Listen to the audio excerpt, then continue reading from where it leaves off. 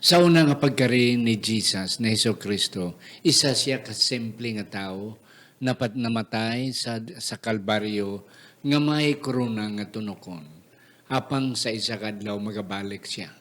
Nga may dako nga gahom, kag otoridad, kag may korona na siya, nga kadalagan sa iya nga ulo.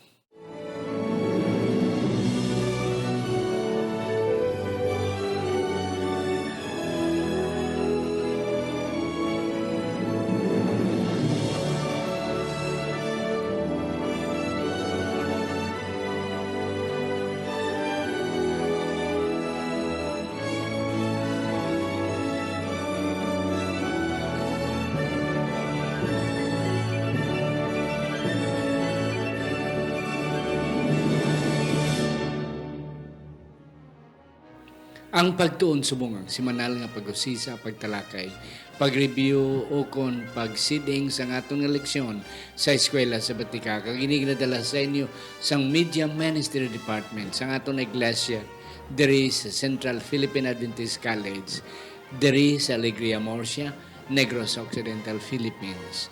Ako si Pastor Tomado, ang inyong host sa sininga programa. Kag sa siningat iyon, ari ang akong duwa ka mga season, mga batikan, nga mga manunudlo, kag mga magbubuhat naton sa aton simbahan, sa aton organisasyon. Ang akong unay pakilala sa inyo, ang aton nga church pastor, senior church pastor, subong diri sa Central Philippine Adventist College Church. Wala sa iban si Pastor Delbert Hintapanan. Pastor, mayong hapon sa imo. Mayong adlaw. Hapon, mayong adlaw man sa imo. Pastor, kagaupod man sa tagsa ka mga tumalanaw sa sining programa sining hapon kay sining adlaw kay gayon na naton ang makigupod sa ila sa pagtuon sa sining eleksyon. Yes, salamat gid Pastor Delbert sa sining ation ngay mo gingahin para sining pagtuon. Ikaduha na ko nagapakilala sa inyo mga kauturan. Isa man siya sa aton mga professors upod ni Pastor Delbert. There is a School of Theology. Kag siya isa siya sa subong gali siya amo ang aton nga tatay o kundin sa aton nga boys dormitory diri sa ZPAC. Wala sang iban si Sir Manog Pastor later on, Jared Makalipay. Sir, mayang adlaw sa imo.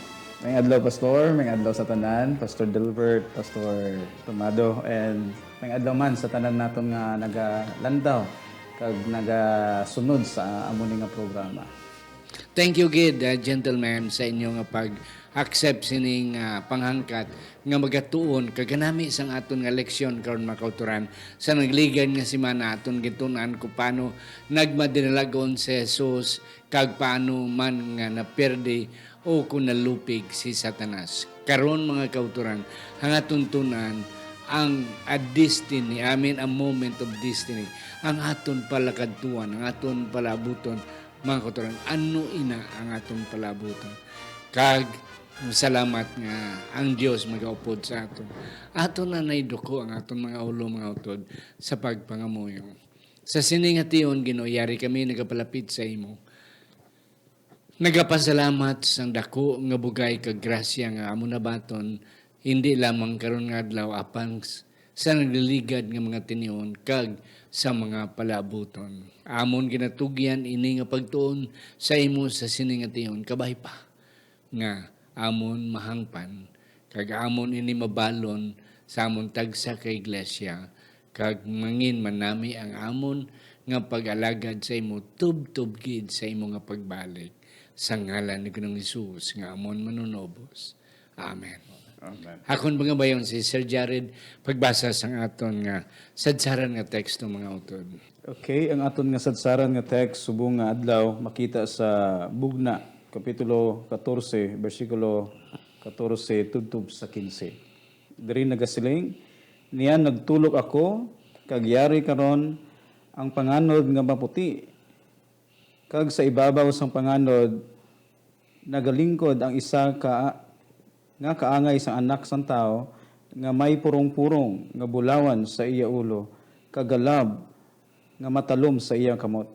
Kag ang isa naman ka manugtunda nagwa sa templo nga nagsinggit sa mabaskog nga tingog sa iya nga nagalingkod sa panganod, gamita ang imong galab kag mag-ani ka.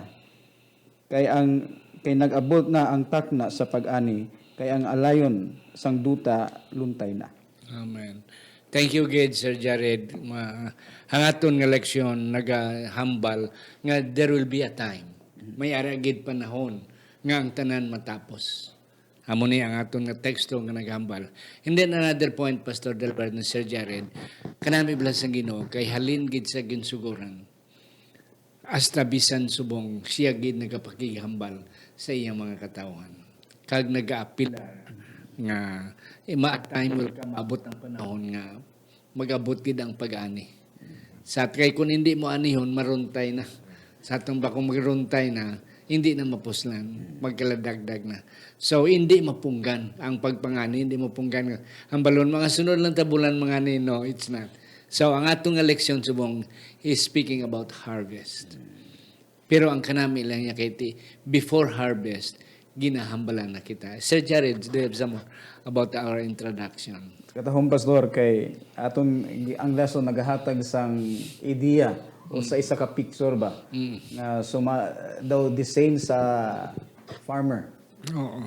Nga ginatagaan kita sang mga prior or ano ang ginahimo before sang harvest, during the time nga ginatanong hasta sa panahon nga mag-harvest. Harvest, oo. Nga kundi atong ma-appreciate ba nga in that kind of picture or illustration makita naton nga there is really that great love sang Ginoo sa iyang mga katawhan. Yes.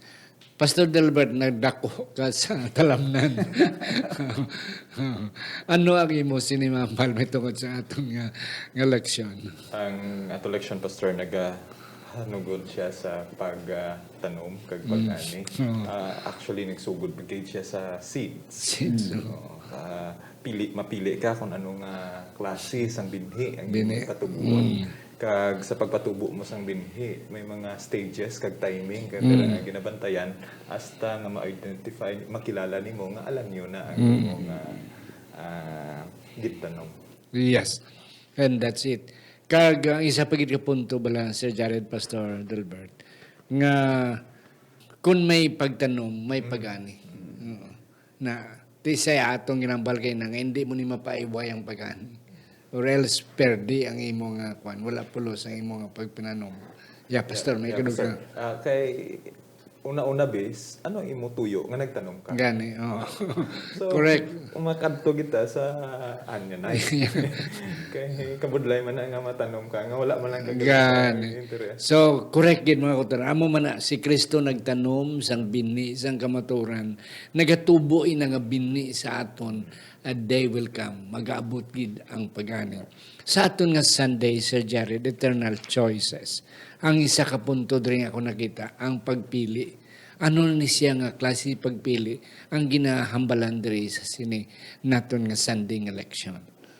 Tahom ni Pastor, because nagahambal or nagahatag sa aton man sang isa ka concept o idea kung how we have, what are the things that we need to do before the harvest time comes. Yes, so Kasi ang atong lesson, naghambal man nga, if there is a harvest, so meaning to say, there is a very good reason for us to know how to prepare.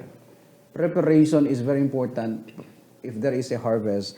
And isa ka mga butang nga dapat naton tandaan is the choices we make sa aton nga gina-expectar nga pagkarisang Ginoo. And ang atong lesson nagahisgot man nga every one of us is very much accountable and responsible sa aton nga mga everyday choices kag decisions sa atong kinabuhi. And ang rason sini is because it determines sa atong ugma damlag. Sa atong ugma damlag. yes, and that's correct.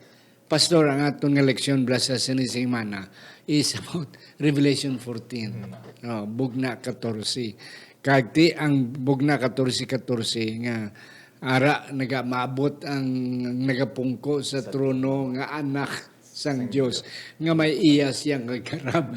Ano ang implikasyon sa ni? Ano ang picture sa ni nga you can help our listeners and our viewers, Pastor? Sa sini nga punto, Pastor, anak sang tao, nga may ara siya garab.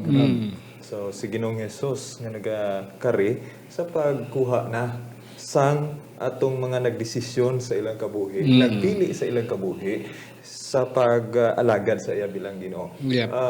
Choices, eternal choices. May pilian ta. May pilihan.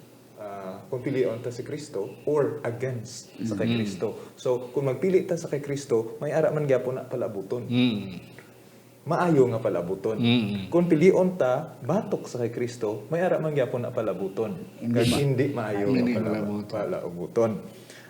Isa ka punto nga ako nakita diri, Pastor, is Matthew 24, Matthew 24:14. Isa sa mga teksto nga gina-permi naton nga ginabalik-balikan kay ginagamit nga iwali ang mga balita sa bug-os nga kalibutan. Buot silingon nga sa sina nga punto ang tao may ara gid ihibalo kag mapas sa nagid sa ila kung ano ang ila pilion.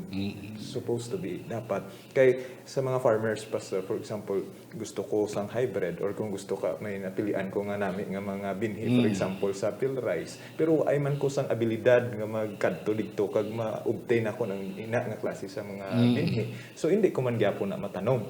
Pero diriya sa Biblia gin pa siguro gid nga ang tagsa ka tawo makahibalo agud nga may ara sila kapasidad sa pagpili. Amen. Okay, yes, and then pagpili ang aton nga Monday, Sir Jared, Pastor Delbert.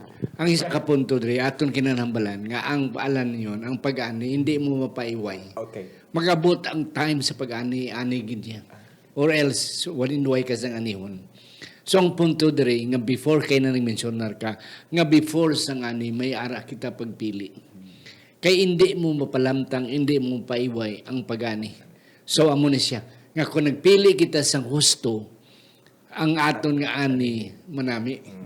Kaya mo nang sila nga let the righteous be righteous still and then the wicked be wicked still. The evil will be evil. Sa aton pa maabot ng panahon nga ang pagpili naton hindi husto, magapabilin kita nga hindi husto kag kun ginpapili naton ang manami, magapabilin kita sa manami nga reward sa ina nga pag-abot sang ani. Yes. Di man pwede, Pastor, nga kung maayo imong gitanom, ang bunga malain. Yes. So ang atong leksyon naga very maayo gid. Yes. Ginpa insindi gid sa ato ba? Yeah. Nga sa atong relasyon dira kay Kristo. Yes. And then nga nagatan-aw man sa iyang nga pagkari. It is very emphasize gid ba nga sa atong mga pagpili, sa atong desisyon, it comes also right thinking ba? Nga ato jud i-discern kung ano ang sakto kag hindi sakto. Yes. Kagti sa ginambal ni Pastor Delbert kay na nga depende sa imo nga binhi. Nga kung nami binhi mo nami imo ani. Pero kung lain ang imo nga binhi nga gintanom, lain man ang imo ani. And that's it. Kay ti ibutang sa kalayo, idapong sa kalayo ang hindi husto nga harvest kag idaloon sa tambubo ang manami nga harvest. Sir Jared, Monday, the Son of Man returns. Aton pa dayon to, ano nga anga si Kristo, nga namian gid siya nga tawgon nga anak sang tawo. Wala, okay man siya nga tawgon anak sang Dios, pero madamo gid mga panahon nga iya ginamensionar nga siya anak sang tawo. In fact, sa Biblia, 84 times he was been mentioned. O 82 times. Ano ni Sir Jared? Tahom ni Pastor nga samtang akong ginabasa ba, akong naka-reflect ko ba nga tuod no nga son of man, nga hindi man son of God. And then akong nakitaan o kag akong na-reflect diri sa aton nga pagtuon subong nga semana nga son of man, he was siguro di pa gid siya nga amo ning description nga ihatag sa iya because this is how he would link himself sa tao. Sa tao. Yung pag-associate sa tao ba nga ma-feel sa tao nga sa ilang nga mga burden, sa ilang nga mga sins, he also felt the need. Amo ni nga si Kristo, the Son of Man, came into this world para mapakita, mapabatsyag sa aton kung ano ang kadako ang iyang gugma para kita tanan maluwas. Yes, mga before Pastor Delbert, sang dito ko sa Thailand. Amo gitong panahon nga si Manny Pacquiao nagdaog sa vaccine. Siling sang Thailander sa akon, Filipino. Siling ko, yes, Filipino, very good. Manny Pacquiao, very good. Di ako daw nasaka man na tay ko ngayon mga Filipino. And this is it. Jesus claims himself as anak sang tao. Di, mabalik siya. Kay anak siya sang tao. Pastor Delbert. Yeah, Pastor. Bisan pa gani sa libro sang Daniel, Oo. yung prophesy na siya ni Daniel nga he is the son of man. Ang title niya gingamit niya, I think in the book of Isaiah. And then among the gospel writers, si Matthew sa chapter 1, nag-identify man siya nga son of David.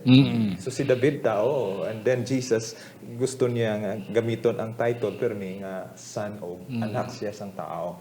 In which niya kung sa diin malink niya, gin-identify niya, ginkilala niya ang iya identity diri sa aton nga tao. Yes, kanami. Hindi dito sa Iban. sa pagka-Diyos, kundi sa pagkatao. Nga kay kung siya ang tao, may ara siya nga siya nga tao, may diretsyo siya, nga hukman kita. Kay siya man ang pagkatao. No, pagkatao. Oo. Kag may diretsyo man siya nga luwason kita kaysa to anay siya man Siya ang man tao kag gindaog niya ang sala. Iya. Para bala sa isa ka anak nga magpauli siya balay. Oo. Oy, sino ka? Oy, bata mo ko. May automano ko, may right ko sa pagpauli kay bata mo ko. Oo. Nga bisan ano ko katunto, since bata mo ko, may right ko pagpauli. Tama mo na si Jesus. Hindi nga si Jesus tonto. Pero gugma gani siya. Amo ang pagka-humble ni Jesus nga may rason siya magbalik because tao siya. Sa iya balay. Okay. Sa aton nga sa mga wins sa Tuesday, Pastor Delbert, ikaw ang ako nunahon. The heavenly judgment. Ari naman, may sikol siya pagbalik. May garab siya, mata lumpang yung garab. Anong buot silingon sini? Sa sininga panahon, Pastor, si Ginoong Isos, kung may garab, may harvest. Pero kung kaisan, hadlokan tayo utdon. Oh. Ako na nadlokan na to, basta may garab, may utdon. Ang sitting sang judgment, dari makita naton sa libro sang Daniel, nga it is a heavenly judgment. Dito ni sa langit nga senaryo sang paghukom. Kag ini nga paghukom, Pastor, ako na ipasalig sa mga kauturan, hindi ni batok sa aton. Kundi pabor ni sa mga balaan. Amen. Pabor ni sa mga balaan. Kag ang isa pagika tinutuyo sini para ma-vindicate ang kinaiya sang klase, sang liso nga aton gintanom kag ginpatubo sa aton tagipusoon Yes. kung kita dira sa kay Kristo kag ma-vindicate man nga ang akusasyon nga hindi matuod sa aton sang kaaway, hindi gid matuod. It is a vindication. Kung kaisa hadlukan ta nga may judgment, kung kisa hadlukan ang estudyante nga may exam. Pero hindi man paano ka makapasar kung ay ka exam? Paano ka maka-grades kung ay ka exam? So kinahanglan ibutang ka sa test, ibutang ka sa pagtilaw, agud nga maangkon nimo ang promotion. Galing kisa gusto tala ang promotion, nga hindi ta gusto tilawan. So, before kita litunon sa Ginoo dito sa langit, may ara nga pagpangusisa or paghukom. Yes. Mga kauturan, ina ang garabala, simbolo sang paghukom. Kaya mag-ani ka na. Kwaon na ni mong kwan. Ang imong harvest, imo na sulod sa tambubo. And that's the meaning of nagkarisya nga nagapungko sa trono.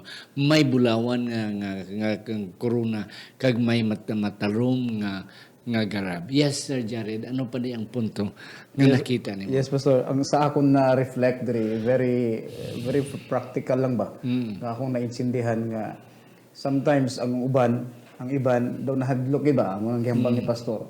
But understanding the heavenly judgment is really there is hope and it is a good news. Amen. It is the center, I believe it is also the center of the gospel. Yes. Nga when understanding the judgment day, meaning to say it is harvest time. And God's children are already ripe. So ibig sabihin good news na, kwaon na ta. So there is no reason nga mahadlok ang tao. Mahadlok lang siguro ang tao kung naintindihan niya o nakabalo siya nga lain ang iyang ginhimo. Yep.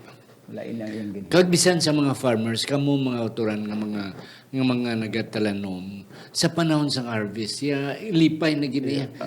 Do piyesta na na gani ya. Selebrasyon. Selebrasyon na because ang tanan mo nga kahago, ang tanan mo nga pagpulaw bugtaw, ang tanan mo nga gasto will be paid already. Mabayran, maislan, kagapaabot ka nga may sobra pa, may ginansya nga maabot. And that's correct mga kautoran. So let us not be afraid of judgment.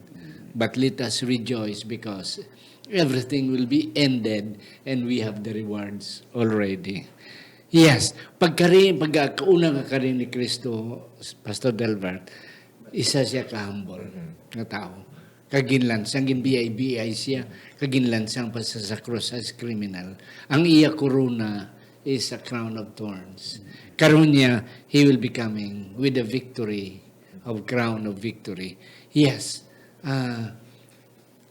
hindi mo paiway. Yeah. Pastor, ang gingamit diri sa original nga lingwahe sa pulo nga crown or corona is Stephanos. Ang Stephanos, lain siya sa diadem.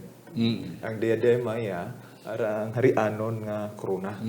Ang sa kay Ginoong Hesus nga gingamit diri sa bugna 14:15 ang ginabutang sa mga kung sa aton subong trophy or medal para sa nagadaog. Yes. So amo na iya nga corona ang ara sa kay Ginoong Hesus, ang corona sang pagdaog. So nga siya nagdaog kaupod naton kag sa mga nagdalaog man ihatag man niya ini sa tagsa sa aton, Pastor. Yeah. Kag sa una, Pastor Jared, ang inabalang daw ginabutang muli sa ulo sa mga Romanon nga daw bulak bala, daw sanga. Okay. It is not a crown of kingship. Yeah. But it is a sign of victory and intelligence. And kada trahiyong, muna ginabutangan sila diri. Hindi na sila hari, pero isa na kasimbolo nga sila may nadagan nga mga kung ano nga mga pendicentes, and then they have that kind of sign nga you will be proud of telling everyone nga you have won a certain aspect of competition, Pastor. Ang isa pa gid nako nga madugang der, Pastor, is that nga ang pagdaog kuan na ni katapusan na ning resulta. Pero ang preparasyon, ang pagdaog mo sa ginagmay nga butang sa pagpili matag adlaw, ang disiplina mo, ang imo nga practice. Okay, kung kisa for example ako duro dalagan man. Kung kisa do nami man iuntat kung nara ka nalapit ka na sa finishing mo arang hangos-hangos ka na bala. Do ka nami man iuntat, so kinahanglan kasi mo gid itikang mo gid ginagmay. So may proseso parehas man sa pagtanom. Kinahanglan itanong mo siya, pagkatapos imo siya atipanon kag may ara paghulat. Hasta nga magdaog. Yes. Ang mga farmers bala, mangunguma, grabe gid ang pasensya nila sa paghulat. Imagine hulaton, mga hulaton. Nagasalig ka lang kung ano ang matabo. You have that kind of patience. Kaga muna, here is the patience of the saints. Here are they that keep the commandments.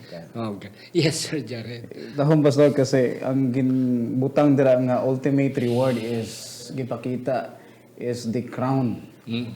And it is not only a crown would represent it is a crown of life, the crowning glory of God. But emphasize diri nga it is a crown of victory. Victory. A crown of victory. And sa aton, meaning to say, it's another hope and an assurance ba nga when we continuously remain in Christ while waiting for the harvest, ang mga gitawag nga sanctification ba is a process of a lifetime. Dapat kung atong una-unaon nga when we accepted Christ, when we choose sang maayo nga mga butang, we have to keep maintaining that in order nga kita man maka-receive sang crown. Yes. So malaki, the same as what Christ has experienced. Yes, and that's correct, Sir Jared. Salamat. You mentioned about sanctification. Daw muna ang sanctification, daw muna bala ang pagpaluto sang aton harvest. O nga, ara ang pasyensya, ara ang pagtatap, ara ang tanan. Kung sa kwan pabutangan mo sang taw-taw, dira sa may humayan nga para wala sang maya, mga pispis nga magkadto. And that is sanctification process. Amo na ang aton nga nga ginahimo mga kauturan until magabot na ang harvest. Ang harvest, ang pag-ani, hindi mo mapaiway. Kapila nato na balik-balikan. And then, amo na siya. Sa aton nga Thursday nga election, every seed produces a harvest. Sa naton pa, no more extension. Panahon gid nga aton na gid siya anihon. Revelation 14 speaks about duha ka harvest, Pastor. Have you noticed about sining duha ka harvest? Ining harvest, Pastor, para sa mga matarong, para man sa mga makasasala, malauton. Kung sa diin, ang sala kinahanglan na naglabot na siya sa punto nga kinahanglan na siya untaton. Ang pag-rebuildi kinahanglan na nagsungkod na siya dito sa grasya sang Dios. Kag kinahanglan naman nga ang katawhan sang Dios sa nasaling ko nakagina i-vindicate. Gaan sila sang pagkilala sang ila pagkamatutom kag pagkamatarong. Yes, Sir Jared. Every seed produces harvest. Ang punto diri nga no more extension. Time has come. Yes, Pastor. Ang akong ma-share diri sa every seed is ako siyang gin-describe, pwede po nato siya ma-describe sa atong mga karakter. Na if we carefully plant good character, later on, ang aton nga character will be perfected, ready for harvest. Just like sa mga, how will we know nga ready na siya for harvest? Ang rice, how will we know? Kung gold na. So how will we know nga ang katawan sang Ginoo ready na for harvest if their character is like that of Christ? Yes, and that's correct. Kag at least ang punto diri nga Christ have done so much. Hindi na naton mapasubra pa ang ginhimo ni Kristo. Ang pagpasaylo, ang pagpaiway, ang pagbatas ni Kristo is enough already. And then si Kristo gugma. Pero isa man siya kahukom. He is a God of love and God of justice as well. Ngabot ginang panahon nga tapuso na giniya. Nga hindi na extension. Pastor, you have some more to share. Yeah, Pastor.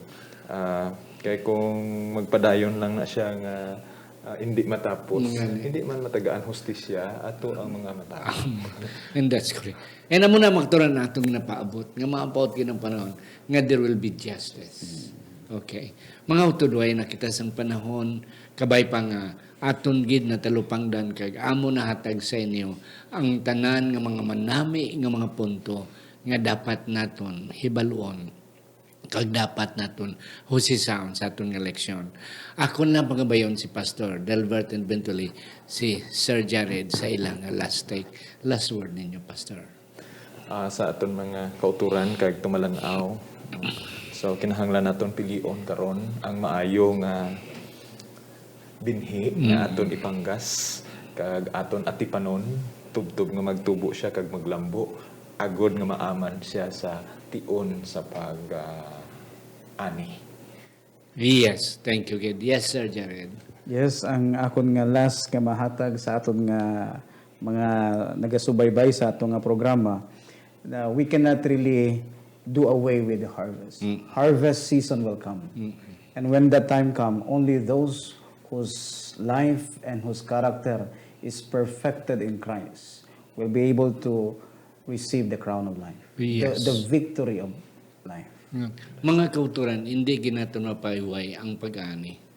Ang pamangkot, ano nga klase sang binhi ang aton gintanong.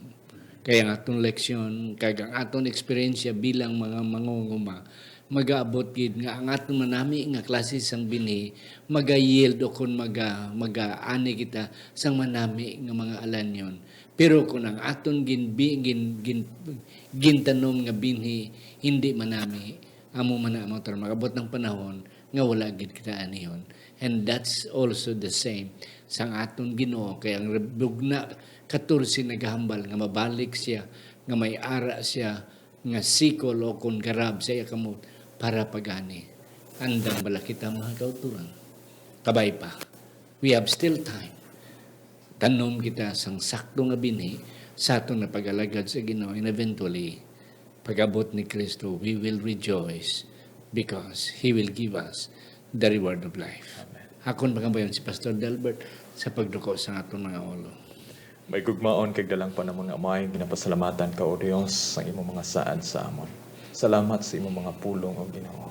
Kag tuguti kami, kag giyae kami sa gahom sang wala ni Espiritu nga kami magpili sa mga liso nga amon ihambal, amon igawi, kag niyan amon patubuon sa tagsa sa amon mga kasing-kasing sa matag adlaw nga may disiplina, kag may pagpanglambo o Ginoo tubtob sa sanang adlaw nga maaman kami ang amon kinaiya kasubong na sa imo, kag handa kami, kag dili kami mahadlok sa sinang adlaw sang paghukom o Dios. Kay ina magaabot o Ginoo suno gid sa imong mga saad agud mapatigayon ang bugos nga pagkamatarong sa imo mga matutom kag kaupod man sa pag-vindicate sa imong mga saad kag niyan o Ginoo matuman ang imong mga pulong sa amon. Kamayo mga kauturan Ginoo. Kag ang tagsa-tagsa sa amon nga ikaw ang maghatag sa imong pagbendisyon kag katutom sa amon gikan karon tubtob sa adlaw sa imong pagpahayag sa gahom kag sa ngalan ni Ginoong Hesus. Amen. Mga kultura, natapos ng atong napagtuon, siningation, hapang sa hindi pa, kung nanay pasalamatan, hini ang atong mga sponsors nga kung wala sila, mabudlayan kita sa pag-maintain sining atong programa ang pagtuon subong. Hakon ginapasalamatan ang mag-asawa, Jet and Susan Caro, Johan and Myla Susana, Mark and Meryl Mendoza, John Luciano, and Goldie Joligi Jr., Iboy and Jessica Malabanan, Doctors Erwin and Ruda Hardinico, ang mga magulutod, Jenna Federo Ilumer, kag si Sir Alex Federo, ang mga magulutod, Marlene, Jimmy, and Annie Letrino, kag ang mag-asawa mga kauturan, Ido Yurim Van Dest, kag si Fee Midon, Hinugaling Chico. Ang Diyos magapakamayo sa inyong tanan. Salamat kag mayang adlaw. Sa